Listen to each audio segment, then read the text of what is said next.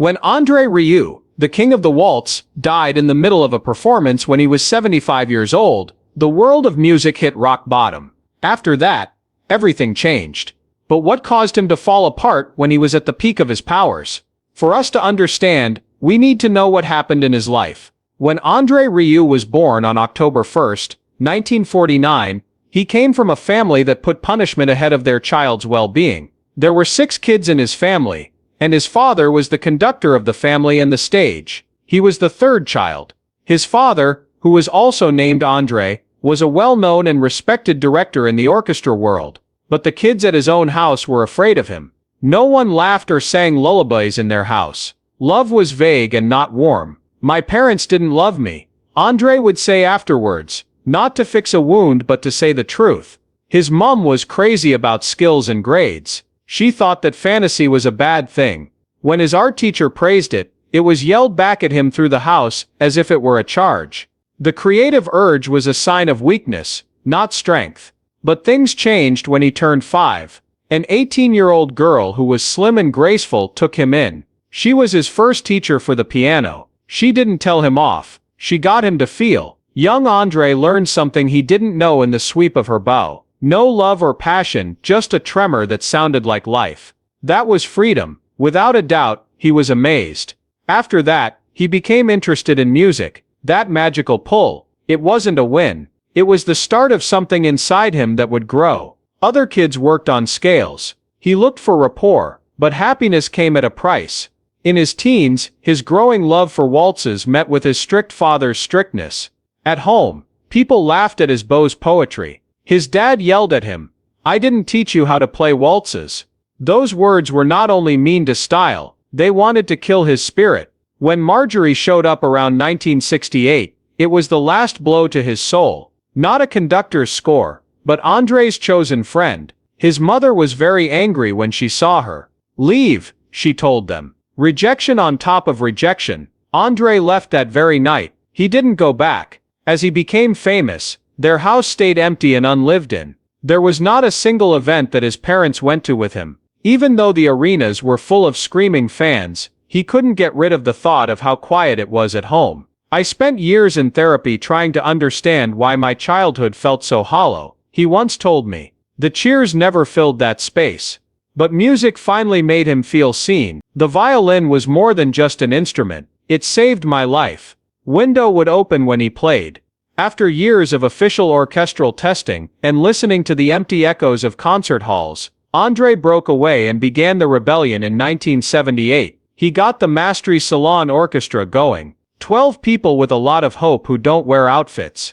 These young dreams were putting on shows in small community halls, backyard parties, and border towns that no one remembered. The music was played just because it was music. There won't be any reviewers or big stages, just sound, shared and people. That was all on the outside. On the inside though, there was someone else who ran everything. My name was Marjorie. She was steady, accurate, and couldn't be seen. She took care of business meetings, bookings, and plans for ghostwriting. She was the unseen power that made his magic work. She made fun of the fact that he wasn't sure about buying a falling apart house and told him, "Sell more records."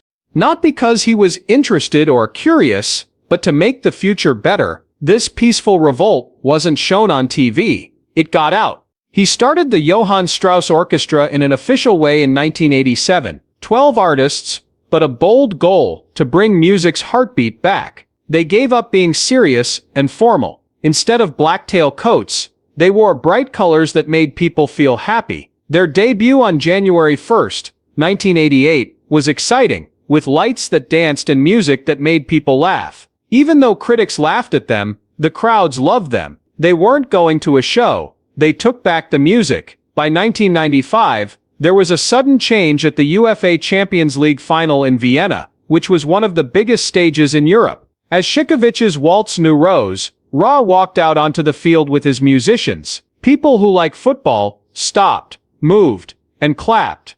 The stadium was a beautiful light. The stress of sports was eased by strain. It felt like the end of the world when Ajax scored. The event went down in history. Strauss and his band went straight to #1 in the Netherlands and stayed there for 19 weeks. That had never been done before in classical music. It moved millions around the world. Australia came next right away. More than 38,000 people packed into a stadium in Melbourne to see a fairy tale come true. Plus, 8 of the top 10 DVDs in the country were there. They are all his. He was right next to famous people like Pink and AC/DC. Even after all his success, some people still didn't like what he was doing. The conservative was the one who backed away. One director spit, musical pornography, mocking lights and gowns, sneering that joy had no place in art. But for Russ's viewers, it meant everything. The emotional stage for the dancing family's teary grandparents had been set. He said,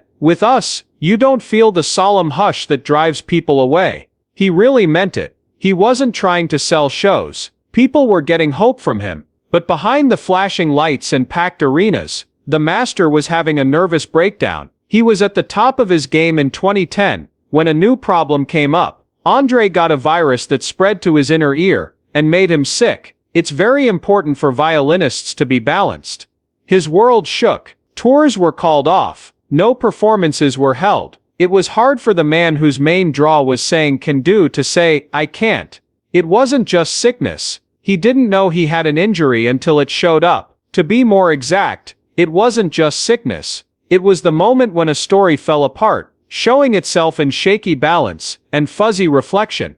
André Rieu died in 2010 at the age of 62, from a virus that infected his auditory nerve. An attack on his inner ear that made him go crazy all the time. The room was spinning, and nothing was stable, not even the ground below him. He was stuck in bed, and his dizzy eyes looked at the walls that were spinning in a cruel way. The man who had never moved felt like he had no place to stand. Doctors told people to rest. Both the tour plan and the man, who used to be as stiff as a cement wall, fell apart like cheap sheet music. Andreas took a long time to get better. All types of standard treatment did not work. Then a fan from Australia wrote a letter. He wrote about his own experience with the same sickness and gave exercises that helped him get his balance back. André took the advice because he was desperate. The warping stopped slowly over time. After pulling back for months, he stood up again, starting with shaky, then steady. He finally went back on stage after some time, leading a tour that was both a musical and a reputational comeback. When he healed, no wound, physical or mental, goes away completely. Everyone thought he was back to being himself again. The dizziness went away, but his balance was still unstable. In 2012, management quickly denied that imbalance problems had come back, but they did admit that the ear that had been hurt was still a weak spot. There was also a chance that he would get sick again, which put him in great danger, especially if he was on stage. Then there was 2016 in Leeds. As part of a tour in December, the bell of hopelessness went off again. André had a friend that he held very close to his heart. He was always there with us. His name was Rieu Merckx, and he played the trombone. It was strange that he had died in his sleep, while everyone else was busy with their own things. André's world was shaken like a pothole. He quickly cancelled the show in Nottingham in the middle of the tour, and then the ones in London, Birmingham and Glasgow. It wasn't sickness. It was sadness that couldn't be soothed, and was over. He said he felt like a brother later. The orchestra, which was like a family, moved in sadness. When the music shows came back, they reminded André of what had been missing in his life. He stayed strong, even after everything, and in 2019, even though he had a terrible flu that made him sweat and have a fever that would not go away, he took the stage. On stage, he kept the smile, but people who knew him well could see that it was making him fight with himself. Then came the stage that would break him. In March 2024, he had to play at 6 sold-out shows in Mexico City. It looked like a good win. Just after the second show, sharpness changed to crisis. The flu, altitude, and jet lag all came together like storm clouds. Backstage, he was said to have stumbled, fever, and being unable to breathe. He quietly picked up the phone and called Marjorie.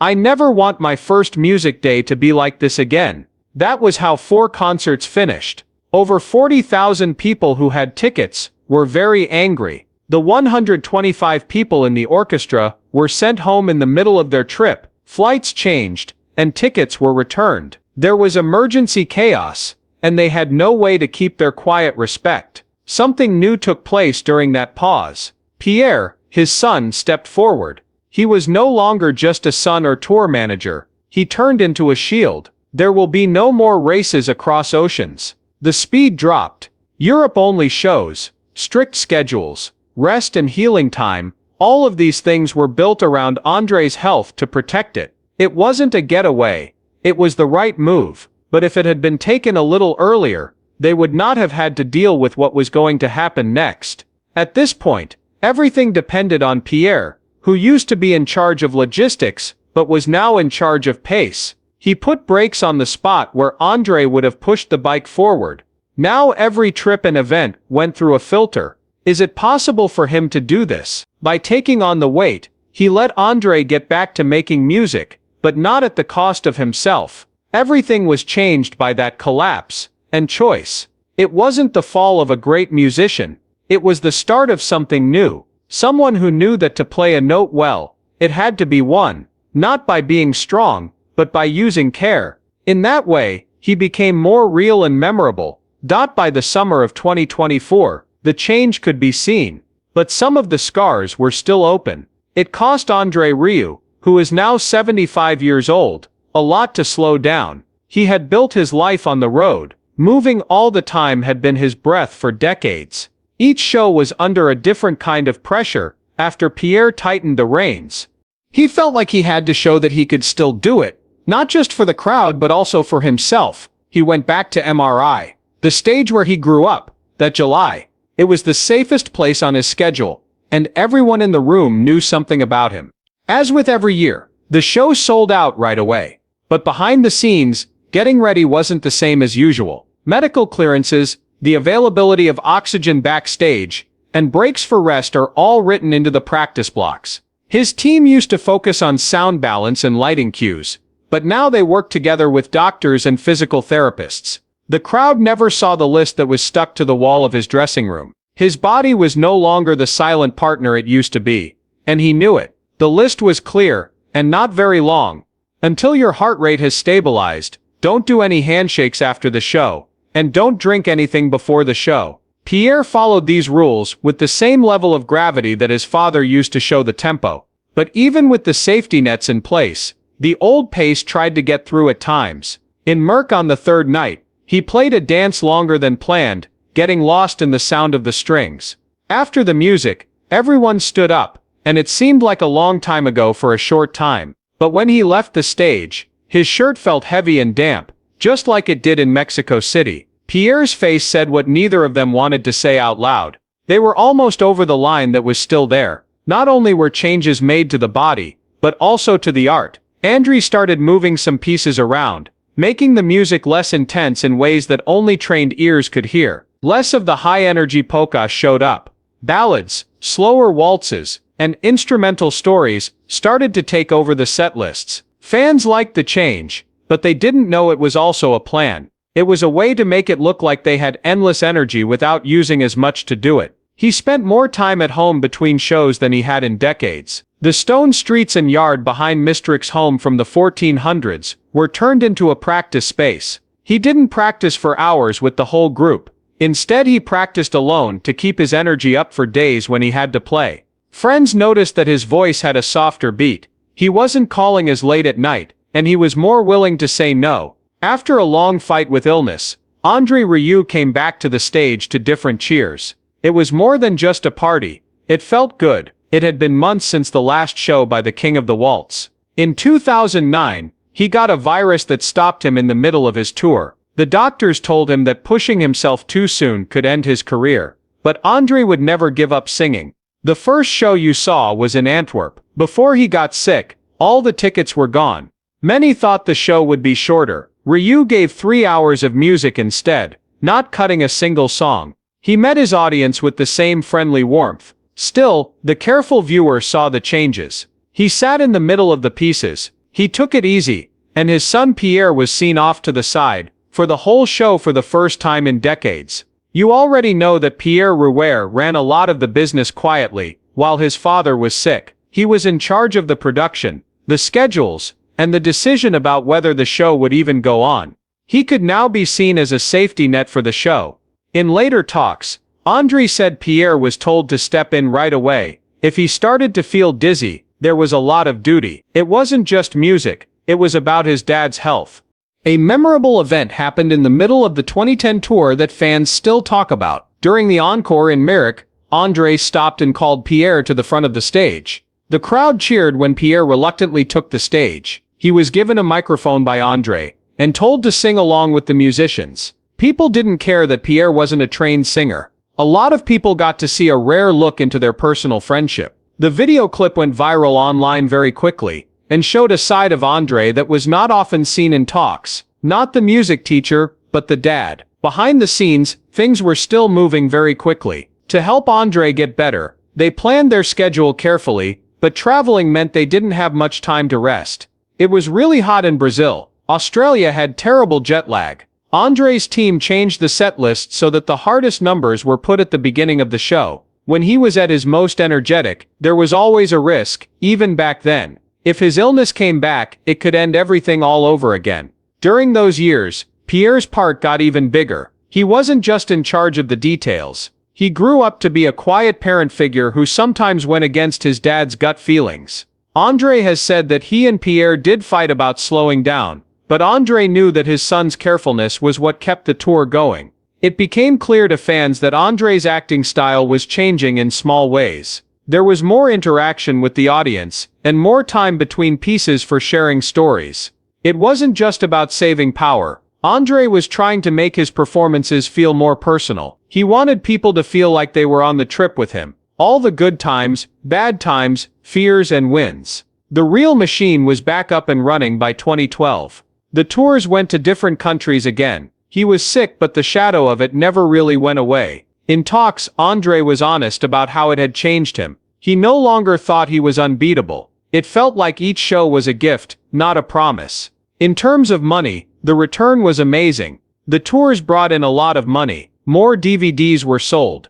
Every year the Merrick shows became big events in the world of movies. But behind the success was a constant balancing act. They had to put on the big show that fans wanted while also keeping the man at the center of it all safe. Even more could be seen of Pierre's impact in business choices. He talked with sites about giving the orchestra more time to practice without having to rush. He demanded that medical staff be at every show, no matter where it was held, and started getting ready for something that André rarely talked about in public. What would happen if he could not work in this way anymore? There were times when André brushed off the idea of slowing down, but people who knew him well saw the signs. The trips were still huge, but there were a little more time between them. The schedule gave people more time to recover. Instead of an escape, it was a way to stay safe. Still, the requests wouldn't go away. In 2016 there were more than 100 acts on the schedule. That meant he had to travel a lot, deal with changes in the weather, and lead an orchestra in several countries, which was hard on his mind. Fans could only see the shine in the music.